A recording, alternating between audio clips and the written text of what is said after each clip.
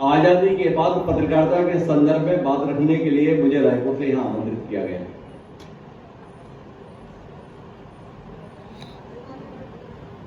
आप किसी भी विषय पर अगर बोलते हैं तो आपके पास दोनों पहलू होते हैं। आप उसके सकारात्मक पक्ष को भी बता सकते हैं, आप उसके नकारात्मक पक्ष को भी बता सकते हैं। एक शेर से अपनी बात शुरू करता हूं। राहत इंदौरी कमाल के शायर हुए। उन्होंने कहा कि आंखों में पानी रखो, आंखों में पानी रखो, ओठों पे चिंगारी रखो, अगर जिंदा रहना है तो तरकीबें बहुत सारी रखो।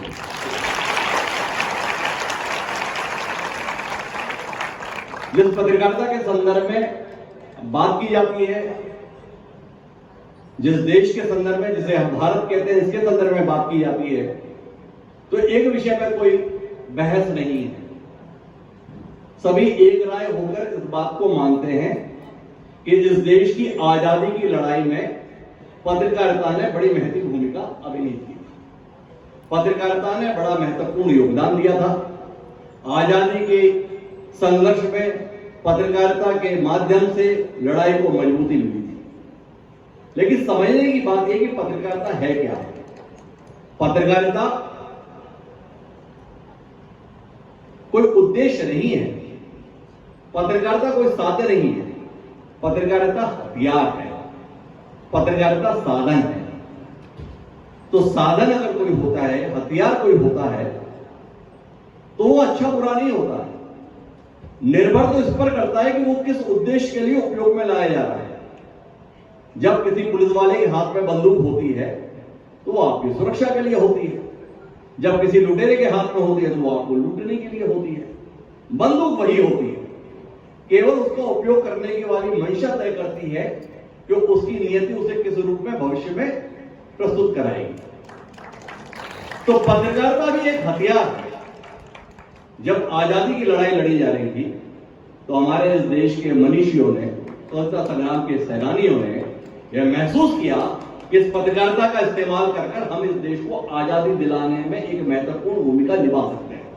चाहे बाल गंगाधर तिलक हो, महात्मा गांधी हो, पंडित जवाहरलाल नेहरू हो, भगत सिंह हो, चंद्रशेखर आजाद हो, रामप्रसाद बिस्मिल हो, गणेश शंकर विद्यार्थी हो, जिसका भी नाम ले लीजिए, उसने अपने उद्देश्य की पूर्ति के लिए पत्रकारिता का इस्तेमाल किया। लेकिन आजादी के बाद के 75 सालों को लेकर हम सबके बीच में इस बात की बड़ी शिकायत है कि आजादी के पहले पत्रकारिता मिशन होती थी, अब प्रोफेशन हो गई है। पहले पत्रकारिता देश के लिए होती थी, अब व्यापारियों के लिए हो गई है। पहले पत्रकारिता देश को मजबूती देने के लिए होती थी, अब कुछ नेताओं और उद्योगपतियों की सेवा करने के लिए हो गई। पत्रकारिता तो वही है, सवाल तो उसका उपयोग करने के संदर्भ में है। आजादी के बाद क्या वाकई इस देश में पत्रकारिता ने देश को मजबूत करने के लिए कोई योगदान नहीं दिया? आप इस विषय पे एक राय हैं? क्या आप आज भी इस बात को मानने के लिए क्या तैयार नहीं है कि जब भी आपको कोई समस्या होगी तो आपको लगता है कि अगर किसी समाचार पत्र में, किसी चैनल में अगर ये खबर आ जाए तो शायद हमारी समस्या का समाधान हो सकता है? क्या पत्रकारिता के इस योगदान को आप स्वीकार नहीं करेंगे? इस देश में एक बच्चा हुआ था प्रिंस, आप में से तमाम लोग जानते होंगे। एक बोरवेल में गिर गया था, यह पत्रकारिता ही थी, लाइव प्रसारण चला, पूरा देश का तंत्र लग गया उस प्रिंस को बचाने के लिए। प्रिंस कुछ साल पुरानी बात हो सकती है, पर जान लीजिए राहुल को भूल गए क्या? अभी कुछ महीने पहले की तो बात आपने देखा, वहां के कलेक्टर 3 दिन तक बने हुए थे, वहां के एसपी 3 दिन तक बने हुए थे, मुख्यमंत्री भूपेश बघेल जी देश के किन किन कोनों में थे, तो भी लगातार ये देख रहे थे कि बच्चे को बचाने का काम ठीक से चल रहा है कि नहीं चल रहा है। पर इस सारे अभियान के साथ में ये भी कोशिश की जा रही थी कि अखबार और चैनल के माध्यम से ये दिखता रहे कि देखो हम क्या कर रहे हैं। आशय ये कि पत्रकारिता के माध्यम से ही लोगों में ये उम्मीद जगती है कि अगर उनकी कोई तकलीफ है, अगर उनकी कोई परेशानी है, अगर उनका कोई समस्या है तो उसका समाधान पत्रकारिता के माध्यम से संभव है। क्या इस योगदान को आप सराहेंगे नहीं? क्या इस योगदान की सराहना नहीं करेंगे? अब दूसरे मुद्दे पर आते हैं। दूसरा मुद्दा इस संदर्भ में कि पत्रकारिता का उपयोग लोग अपने स्वार्थ सिद्धि के लिए कर रहे हो। स्वार्थ सिद्धि के लिए मजबूर किसने किया? हमारे देश में कहावत है बहुत पुरानी कि दान की बछिया के दांत नहीं होते। आशय होता है कि अगर दान में आपको कुछ मिल रहा है ना तो उसकी ज्यादा नुक्ताचीनी नहीं करनी है, मिल गया स्वीकार करो। इस देश में आपके यहां पे जो अखबार आता है ना वो भी दान की बछिया की तरह है। एक अखबार के संदर्भ में आपको जान के आश्चर्य होगा, आपको इस देश के संदर्भ में तमाम शिकायतें रहती है, इस देश में ये नहीं मिलता, इस देश में ये भी नहीं मिलता, इस देश में ये बड़ा महंगा है, इस देश में ये बड़ा महंगा है। पेट्रोल देखिए बांग्लादेश में किस रेट पे मिल रहा है, नेपाल में किस देश में मिल रहा है, हिंदुस्तान में देखिए कितना महंगा मिल रहा है। लेकिन आपके लिए आश्चर्य की बात बताता हूं, इस दुनिया में सबसे सस्ता अखबार, दुनिया की बात कर रहा हूं, सबसे सस्ता अखबार भारत में मिलता है। मैं आज तक 35 से ज्यादा देशों की यात्रा कर चुका हूं। आपके बगल में जो पाकिस्तान है ना, जिसके खाने पीने के भी वादे पड़े हुए हैं, उस पाकिस्तान में भी कोई अखबार 20 रुपए से कम नहीं मिलता, पर हिंदुस्तान में अखबार 2 रुपए, 3 रुपए, 5 रुपए इस कीमत पे मिलता है। इसके बाद भी होता क्या है, आप अपने माता पिता के संदर्भ में देखिए या खुद के संदर्भ में देखिए, अपेक्षा क्या रहती है कि जब आपकी आंख खुले उससे पहले अखबार आपके घर पे होता है। आपकी अपेक्षा क्या है, जब आपके पिताजी के हाथ में चाय का प्याला हो उसके साथ में अखबार होना चाहिए। कितना ही पानी गिरे, कितना ही तूफान आए, कितने ही मौसम प्रतिकूल हो, इसके बावजूद भी 30 दिन बिना नाराज अखबार उसके घर पे आना चाहिए और समय पर आना चाहिए। और उसके बदले में आपका व्यवहार क्या होता है, अपने घर में ध्यान दीजिए। 30 दिन लगातार अखबार देने वाला होकर जब 30 दिन अखबार देने के बाद उसका बिल लेकर आता है तो जवाब क्या होता है, सुबह सुबह आ गए। अभी तो 3 तारीख हुई है, अभी से पैसे लेने के लिए आ गए। अभी तो 1 महीने का बिल हुआ है, अभी से पैसे लेने के लिए आ गए। सवाल इस बात का है, जिसने आपको 30 दिन लगातार अखबार दिया, बिना पानी की सर्दी की चिंता किए हुए दिया, आपकी आंख खुलने से पहले आपके घर पर लाकर दिया, जो अखबार सुबह 6 बजे आपके घर आता है उसके लिए उस हॉकर को सुबह 4 बजे सेंटर पे पहुंचना पड़ता है, तब वो आपके घर। 30 दिन की मेहनत के बाद भी आप कुल जमा 100-125 रुपए के बिल के लिए भी दुनिया भर की कहानी बताते हैं। तनख्वाह नहीं मिली, सुबह सुबह कोई पैसे मांगे जाते हैं क्या, 1 महीने का बिल दिया जाता है क्या, तो आपकी स्वयं की निष्ठा यह है। और बदले में आपकी अपेक्षा क्या है, बदले में आपकी अपेक्षा यह है कि अखबार में एक एक शब्द सत्य होना चाहिए, एक एक शब्द खरा होना चाहिए, झूठ का कोई स्थान नहीं होना चाहिए। तो आपने एक पाठक के तौर पर अपनी ईमानदारी रखी है, जो आप उस अखबार के संदर्भ में इतनी ईमानदारी की अपेक्षा कर रहे हैं। आजादी के 75 साल बाद सच ये है कि इस देश के पाठकों ने अखबार के साथ व्यवहार लॉटरी के टिकट का कर लिया। आप पत्रकार के संदर्भ में ये उम्मीद रखते हैं कि उसे बड़ी ईमानदारी के साथ काम करना चाहिए, पर वक्ता और पाठक आपकी ईमानदारी क्या है, आपके पास में 10 साल से एक अखबार आ रहा है, एक दिन दरवाजे पर दस्तक दी जाती है, वो आकर बताता है कि मैं इस अखबार से आया हुआ हूं। बोले क्या काम है, बोले सर आप कौन सा अखबार पढ़ते, बोले ये अखबार पढ़ता हूं। बोले इसे छोड़ दीजिए, ये वाला अखबार पढ़ना शुरू कीजिए।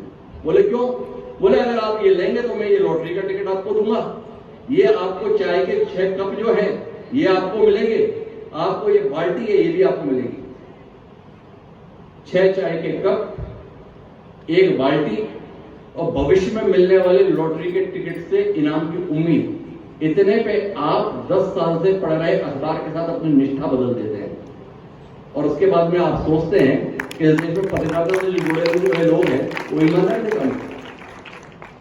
एक अखबार जो तैयार होता है आपकी जानकारी के लिए, आज की तारीख में उसकी लागत कम से कम 10 से 12 रुपए होती है और आपके घर पे जो अखबार आता है उसकी कीमत जो प्रिंट होती है वो 4 रुपए या 5 रुपए होती है, उसमें 40 से 50% कमीशन होता है। कहने का मतलब ये कि जो अखबार मालिक आपके घर अखबार पहुंचा रहा है वो उसके एवज में आपसे केवल 2.5 रुपए ले रहा है। 10 रुपए लागत है, 2.5 रुपए आपसे ले रहा है, 7.5 रुपए का हिसाब जो जना दे रहा है अखबार उसके प्रति अपनी निष्ठा निभा रहा है। ये इस देश की समस्या। जो व्यापारी, जो विज्ञापनदाता इस अखबार के घाटे की पूर्ति कर रही है, जो सरकार इस घाटे की पूर्ति कर रही है, इस देश में दिक्कत पत्रकारिता के साथ ये हो गई है कि अब उसके संदर्भ में पत्रकारिता ज्यादा निष्ठावान हो गई, क्योंकि पाठकों ने अखबार के संदर्भ में, चैनल के संदर्भ में, पोर्टल के संदर्भ में उसकी वाजिब कीमत अदा करने से इनकार कर दिया है। जब आपने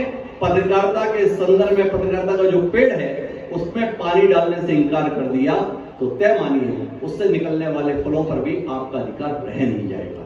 इसलिए इस देश में जो जरूरत है आजादी के बाद, वो पत्रकारिता के संदर्भ में पाठकों को अपनी जिम्मेदारी का बोध कराने की है। इस देश के पाठकों को यह समझना होगा कि अगर उनके पास दान से प्राप्त चीज आ रही है तो उसके संदर्भ में उसकी क्वालिटी को लेकर, उसकी गुणवत्ता को लेकर बहुत ज्यादा उम्मीद न करें। मैं ये बहुत विनम्रता के साथ कहना चाहता हूं कि आपको पत्रकारिता के क्षेत्र में आए इस विरोधाभास को समझने की जरूरत है, पर इसके साथ आपको ये भी देखने की जरूरत है कि जब जब इस देश से जुड़े हुए मसले आते हैं, इस देश की पत्रकारिता आज भी अपनी भूमिका ईमानदारी से निभाती है। अगर कारगिल के संदर्भ में संघर्ष होता है तो आप देखते हैं जान में जोखिम डालकर यहाँ के पत्रकार अपनी भूमिका वहां निभाते हुए दिखते हैं।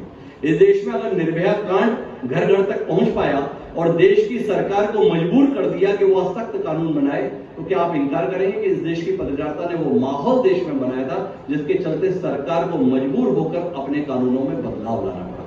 क्या आप इनकार करेंगे कि आज भी जब जनता से जुड़े हुए मसलों पर पत्रकार की कलम चलती है, पत्रकार अगर अपने निष्ठा के साथ में पेशे की ईमानदारी बरतते हुए काम करने की कोशिश करता है तो सरकारों को अपना फैसला बदलने के लिए मजबूर कर देता है। तो कहने का आशय ये है कि इस देश में अगर पत्रकारिता के संदर्भ में भविष्य को संरक्षित रखना है, भविष्य को लेकर उम्मीद जगाए रखना है, तो उसके लिए सबसे ज्यादा जरूरी आपको पत्रकारिता के साथ खड़े होने की है। अगर इस देश की जनता पत्रकारों के साथ में, इस देश की मीडिया के साथ में खड़ा रहेगी तो इस देश के हुक्मरानों को मजबूर होकर मीडिया के द्वारा उठाई गई आवाजों पर ध्यान देना पड़ेगा। लेकिन जिम्मेदारी तो आपसे शुरू होगी। जब तक आप जिम्मेदार नहीं बनेंगे तब तक बाकी लोग अपनी जिम्मेदारी को नहीं समझ पाएंगे। एक बात जो आखिरी में आपको समझाने की है वो ये है कि हम हमेशा उम्मीद दूसरों के साथ रखते हैं, हम हमेशा उम्मीद दूसरों से करते हैं। सोनकर साहब हैं, कलेक्टर है, इनको ये काम करना चाहिए, रजिस्ट्रार साहब हैं, इनको ये काम करना चाहिए, यदु साहब हैं, इनको ये काम करना चाहिए। सब दूसरों से काम की उम्मीद करते हैं पर स्वयं की भूमिका के संदर्भ में कोई विचार नहीं करता। एक छोटी सी कहानी के साथ में अपनी बात को समझाने की कोशिश करता हूं। कहानी ये रामायण के प्रसंग की है। रामायण हम सब ने सुनी है, देखी है, पढ़ी है।